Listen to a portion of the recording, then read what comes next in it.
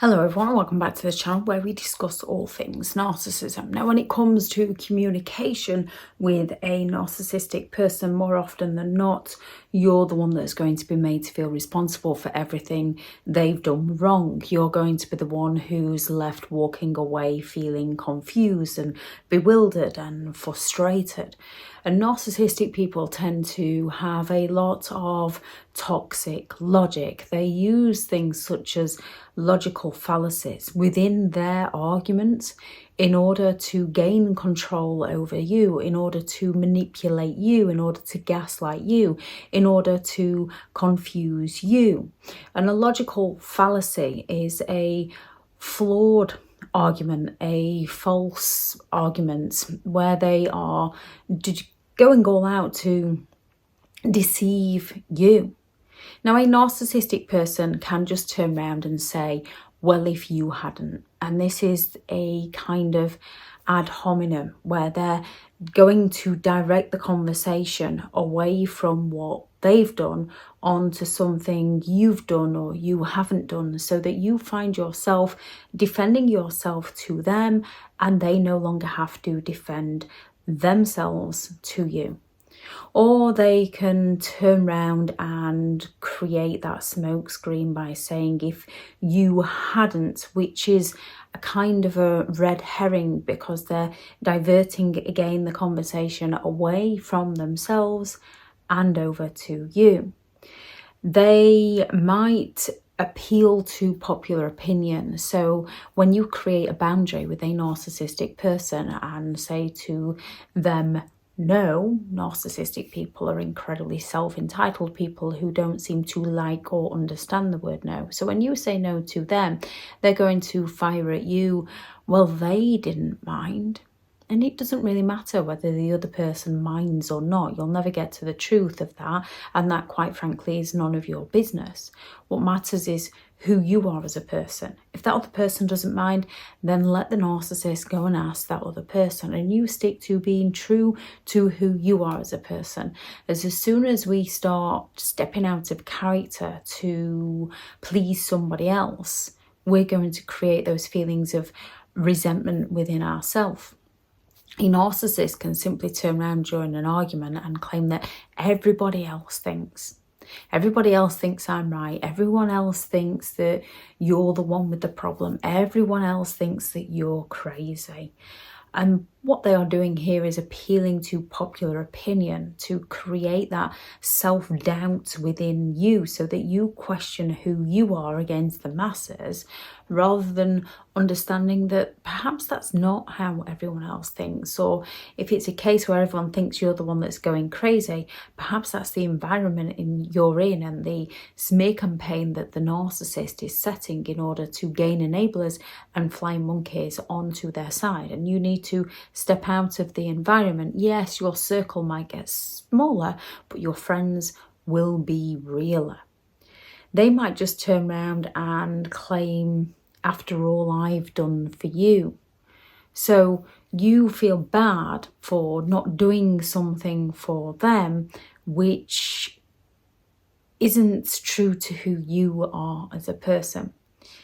Or they can turn around and say, if you don't do this, then I will do that. The kind of slippery slope where no matter what you choose, you are going to lose. If you have children with a narcissistic person, you might have asked them to take one to a medical appointment while you take another one to a sporting event. So neither children lose out, and the narcissistic person might agree. And then they might ask you of something, and when you say no to them, they're going to turn around and say, well, don't expect me to take so-and-so here for you, because they don't see that they're doing it for their children. They're just doing it to use it against you, to gain that admiration, to gain that attention. So with the slippery slope, whatever you do, you're going to lose out in some way.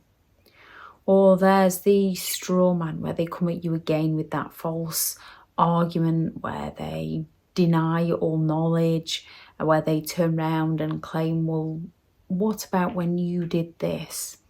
So they take the context of the conversation away from themselves and preferably onto something you did, so that you're the one that ends up defending yourself to them, explaining yourself to them, rationalizing yourself to them, so that they don't have to with you.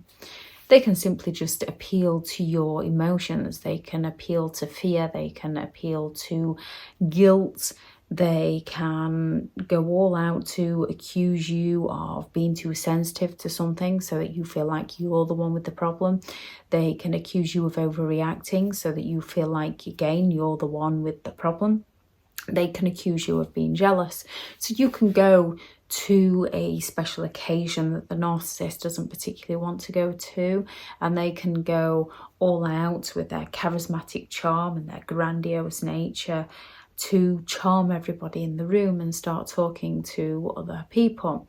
And they might have set the environment before you have arrived to bring you down, and someone might come and talk to you and try and cheer you up, and you can get in that conversation with them. And then the narcissistic person is going to be envious of you of talking to somebody new, so they're going to try and provoke feelings of jealousy within you. When you naturally just go to try and speak to them about this, just to have a conversation so that your feelings are validated in some way, usually in the hope that they're not up to anything and it is just you misreading things, and they're just going to turn around and accuse you of being jealous. So nothing gets resolved and you just feel like you're the one that's creating the problems. They accuse you of being crazy. They mess around and humiliate you and shame you and do all they can to chip away at you. And then when you speak out against them, they claim that you're the one that can't take the joke. They come at you with blanket statements, just claiming that you're never satisfied, you're never happy. They can't do anything right by you, when in actual fact this is usually their projection, as it's you that can't do right by them due to their nature, due to their personality. There's the false dilemma when they turn around and claim that you're the one that's imagining things, and this is usually accompanied with the burden of proof, so you haven't got any evidence to show them. And even if you go to a narcissist with facts and evidence, they will still deny all knowledge and twist the story. When you go to them with no proof, they will turn around and claim that they never said that, they never did that. So they can promise you something in the future to get their needs met in the present. And once their needs have been met, they will fail to deliver on that promise they made to you in the future. And then when the future arrives and you just go to speak to them about this, they just turn around and say, I never said that. And with the burden of proof, you have got nothing to go on. And with the false dilemma, when they just turn around and claim that you're the one that's imagining things, you're the one that's left feeling like you are going crazy. And when they turn around and accuse you of being crazy, appealing to your emotions, it gets you to question yourself all the more and not them. They are a form of gaslighting in one sense, because they are psychologically manipulating your reality in order for them to get away with the things that they do without suffering any consequences for their actions. They are confusing you, they are draining you, they are deceiving you in order to get their needs met by you. When it comes to having a conversation with a narcissist, you are best off no longer communicating with those who turn your feelings into an argument or blame you, make you feel responsible for everything that they do wrong. Recognize who they are as a person, recognize their pattern of behavior, recognize the ways in which they communicate and the ways in which they're trying to divert the topic of conversation away from themselves and onto something else.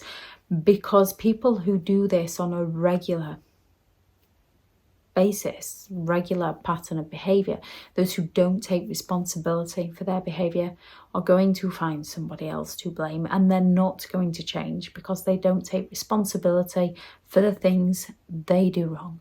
Instead, they play the victim to gain the sympathetic attention so that they don't have to face the consequences of their actions. If anyone has any thoughts on this video, please do add those into the comments.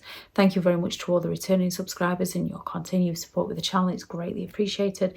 If you are new to the channel, I'm Elizabeth Shaw. This channel is all about narcissistic behaviour to give you more understanding of the people you might be dealing with within your life, how to handle yourself around those people if you cannot go no contact, and different methods to find what works for you to help you understand and overcome narcissistic and emotional abuse. If you do find the information helpful on the channel, please do subscribe. If you are looking for further help and support in understanding and overcoming narcissistic and emotional abuse, I do have several online guides available, and those teachable links are in the video description. If you're looking for someone to speak to, I have partnered with BetterHelp, and their sponsored link is also in the video description.